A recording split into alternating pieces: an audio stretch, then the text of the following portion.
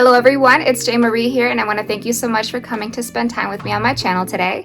So in today's video, I'm going to do sort of a vlog style video.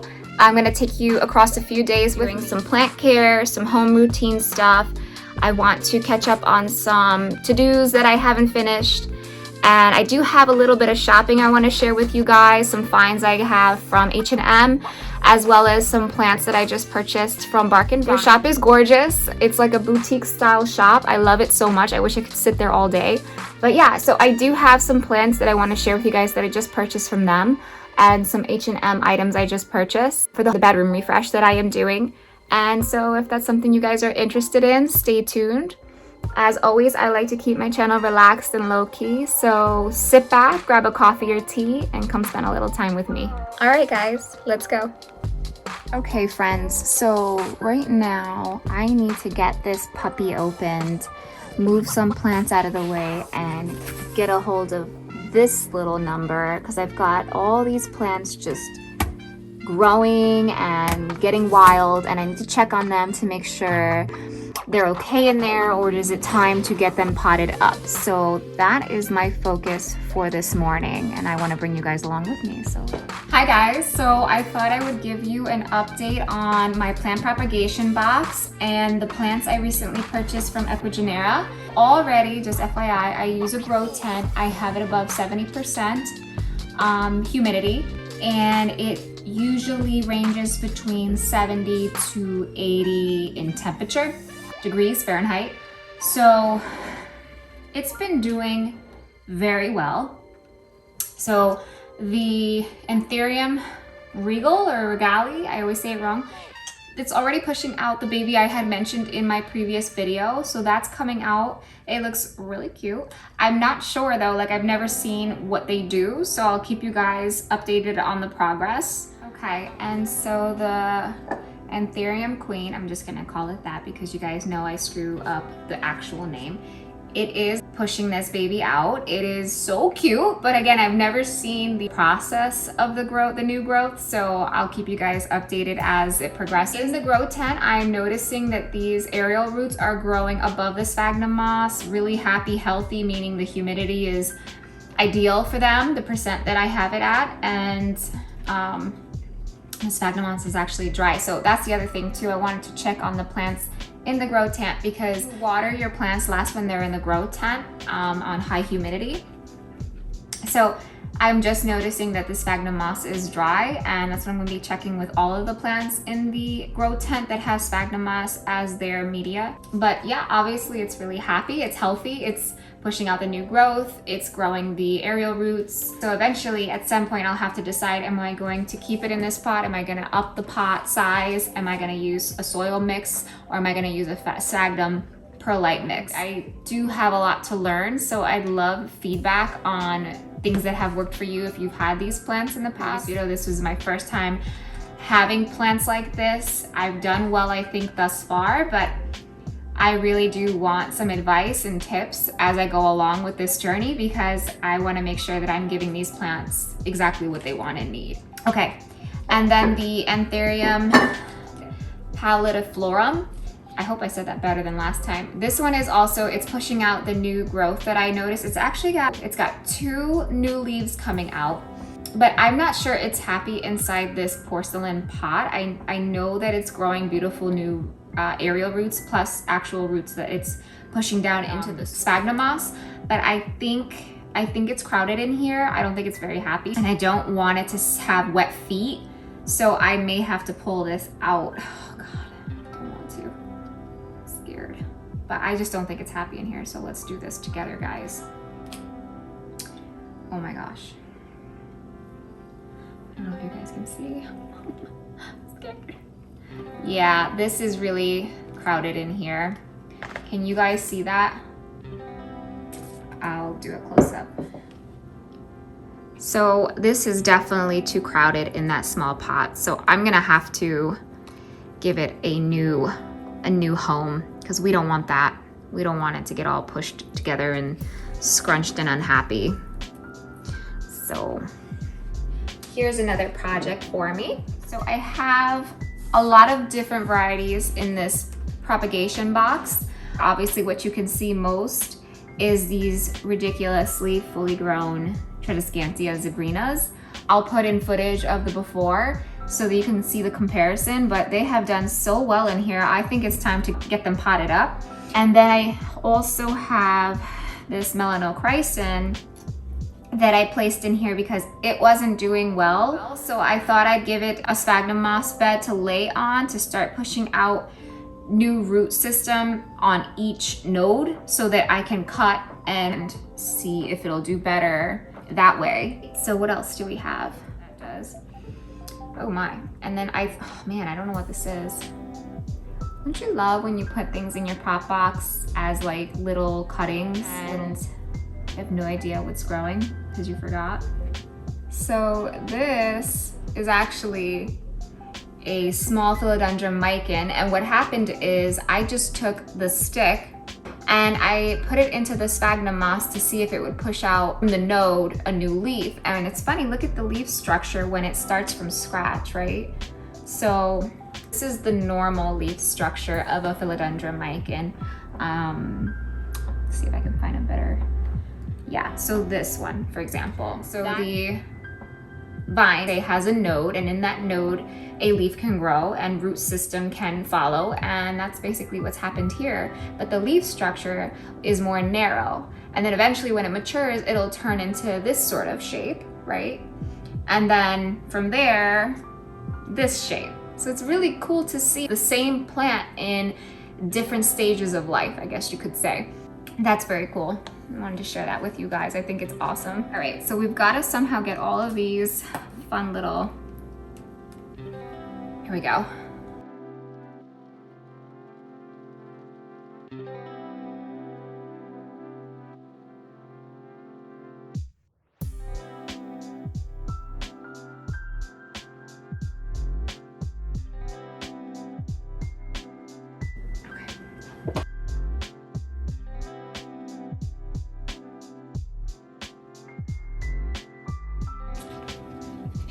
There we go. That looks great, right? Looks good, looks better.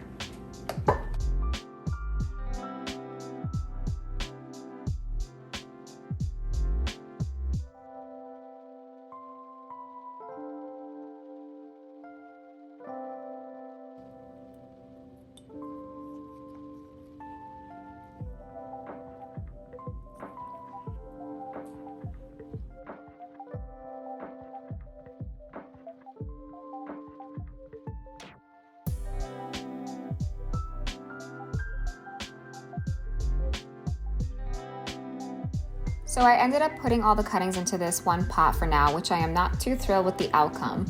It ended up being somewhat difficult to transplant into a pot because the root system is so thin.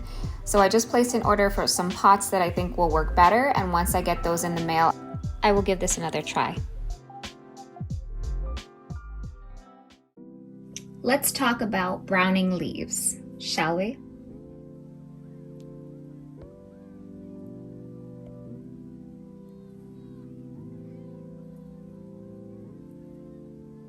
So I was thinking about brown leaves, and a lot of questions that I get most frequently is what causes brown leaves and how do I prevent it? At some point or another, you're going to get brown leaves. So for example, this plant, if you saw in my previous video, I recently removed it from a cluster of plants, and it was basically creating its own ecosystem with those plants. I misted it more every day because it was in a place in my home that I was more aware of, so I was misting it more. I gave it a grow light. At the time it was under a grow light. At this point it is not. Couple of things, right? So it's not getting misted like it used to, and it's not in the same environment that it used to like. As a result, I'm getting brown leaves, and with ferns this happens pretty often. Unless you have this in a high humidity environment with bright indirect light, this is gonna happen. And at this point, I'm not too concerned because I know overall the plant is healthy and happy. But one thing that this plant is telling me is it requires high humidity and it's not getting what it needs. So either I need to put it next to a humidifier, or I need to be more conscious of the fact that I need to mist it more often on a daily basis in order to give it the adequate humidity it's looking for. So that would be the solution to this problem, but it's really not to that point. I have concern. But this is a good example of leaves that are browning due to the fact that it is a plant that prefers high humidity and it's getting a drier percentage of humidity. So simple fix, and that's that. What's another good example?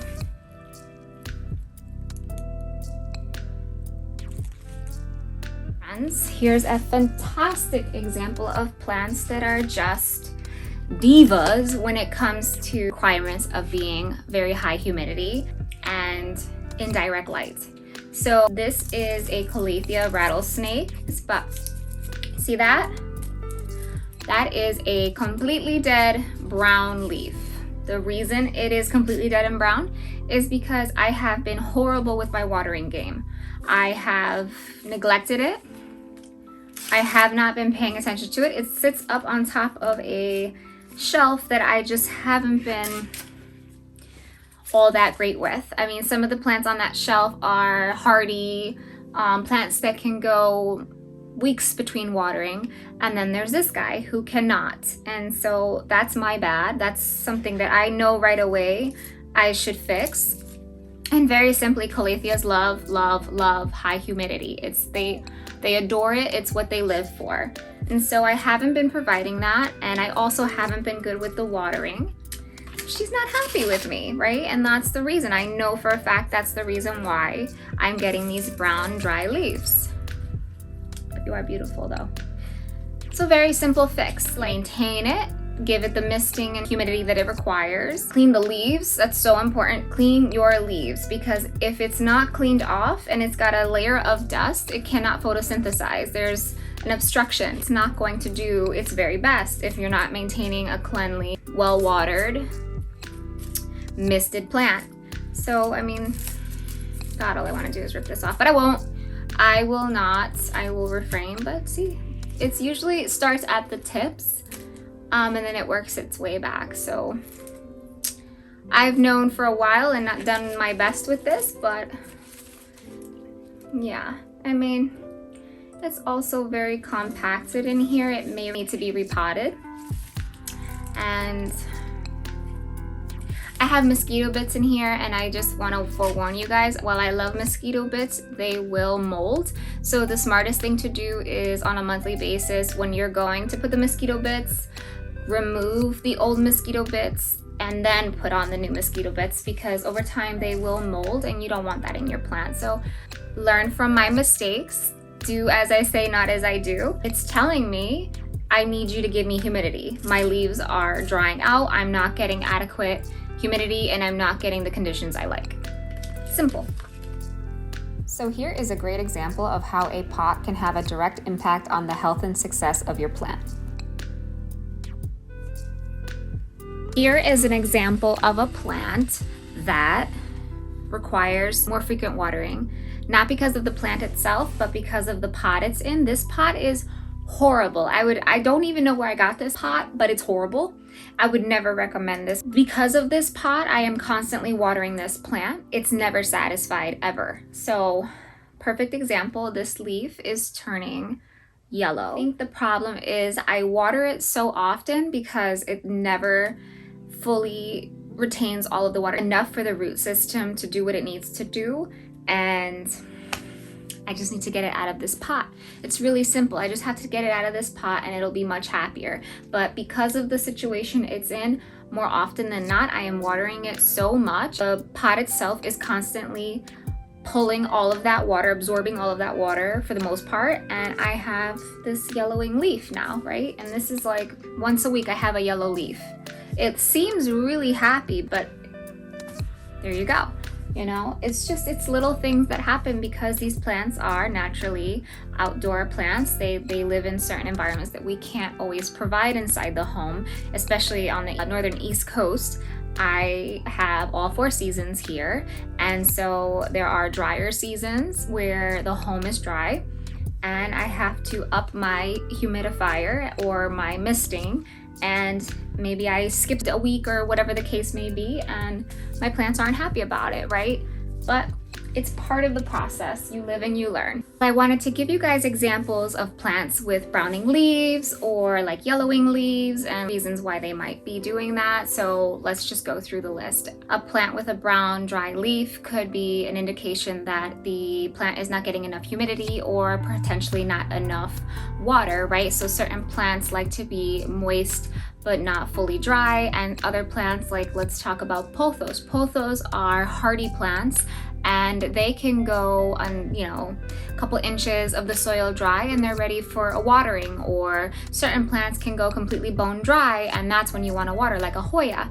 But a fern needs moist but not wet soil because you don't want to cause root rot. So there's this balance that you have to find for different types of plants, depending on what type of plant you have and depending on what the plant requires. Sometimes it could be a situation where you have pests, and so you want to make sure you're examining the leaf, and that's why I say either way you should clean your leaves, maintain a cleanly plant, because that is part of pest prevention. You want to go through each step before you make a final decision on what the issue is. If it were me, I'm looking at a fern, I see the browning leaves, I already know, okay, I have to up my humidity game, I have to pay attention to the watering, and I have to make sure that I'm giving the particular type of plant exactly what it likes from an environment expectation. And then situations like this pothos with the yellow leaf, because of the pot, that's an issue where I've put the plant in a pot it's not necessarily doing well in, and so maybe I want to use a different type of terracotta pot, or perhaps I will go with a porcelain pot, or just like a little cashpo pot. Just place one of the nursery pots inside and call it a day. Those are usually a little more effective with plants like this. And sometimes it's the soil. The soil is too compact, and so now you have an issue with your root system that can eventually over time translate into what the leaf structure is doing. The leaf may come, a little deformed, or whatever the case may be with the root system, you will notice it in your leaves. It could be that it's root rot. It could be that in general, the roots are not getting enough water to sustain itself, so they're dying off, they're drying out. So I hope that was helpful. I feel like I talked a little bit too much. If you want me to focus in on one specific topic, I can do so. Just leave a comment down below. Let me know specifically what you're interested in learning more about. And I am by no means an expert. If you have advice to provide regarding the topic I've brought up today, feel free to leave the comment as well. This is a community of, people want to learn. We want to grow as a community. We want to, do better at this. So I welcome those comments as well. And if there's something you think that I haven't stated correctly, please feel free to correct me and help me out. So yeah, I think that about covers it. If I miss anything, please let me know.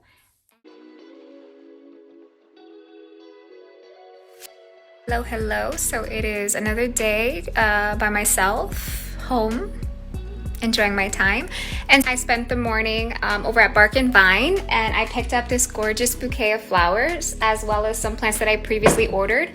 And yeah, I sat down afterwards, had a breakfast sandwich and some cappuccino next door from Bark and Vine, and I just sat by myself and I felt so good. And I just want to remind you guys, there's nothing selfish about enjoying your time alone and self-reflecting and unwinding and recharging. So this is your reminder. If you haven't done it, go spend a day by yourself. Enjoy yourself, love yourself, especially when you've been feeling overwhelmed, overworked, whatever the case may be. You know yourself. It's a time to reflect, check in, see what's going on, and we can't take care of anyone else if we're not taking care of ourselves first. That's the point I'm trying to make.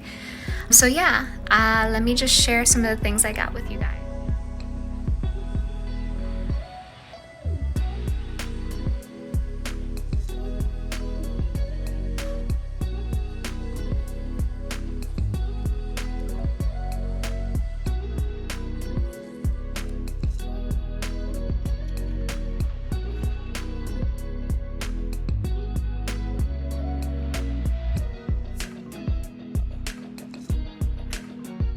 Okay, so here is some progress in my bedroom. I purchased my bedding from Bed Threads. I've been shopping here for several years now, and I really like the quality of these sheets. I also picked up these cute wooden pots, candles, and jewelry tray from H&M. I wanted to bring the natural elements of wood and even the aromas, so these were some really good finds. And I also thought the gold tray was simple yet elegant, so I thought it kind of tied in all of the pieces together. Okay, my friends, that is it for this weekend. I'm going to spend the rest of my time relaxing, admiring my new plants. I want to thank you for spending time with me, and if you liked this video, don't forget to give it a thumbs up. If you're not yet subscribed, you know what to do. Until next time, guys. Bye.